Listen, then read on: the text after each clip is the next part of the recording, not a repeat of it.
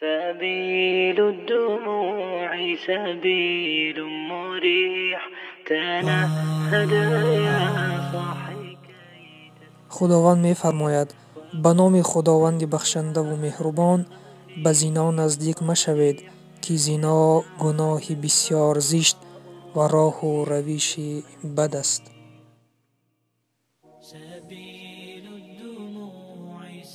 از عبدالله ابن مسعود خداوند از او راضی باد روایت است: از پیامبر اکرم صلی الله علیه و سلم سوال کردم که کدام گناه بزرگترین است؟ فرمودند این که برای خدا شریک قرار بدهی در حالی که او تو را آفریده است. گفتم بعد از آن چیست؟ فرمود فرزندت را از ترس این که با تو غذا بخورد بکشی. گفتم بعد از آن چیست؟ فرمودند با زن همسایه‌ات زنا کنی.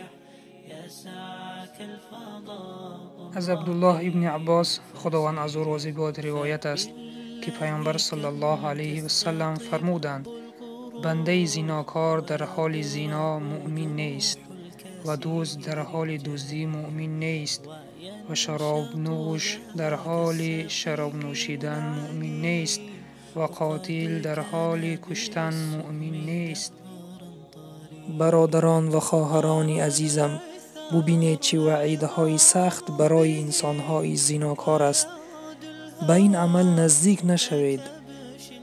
خدایا از تو پناه می طلبیم از این عمل. خداوندا ما را در پناهت نگه دار و یار و برادران و دوستان ما را هم در پناهت نگه دار. صبيح تسر أسارير وجه صبيح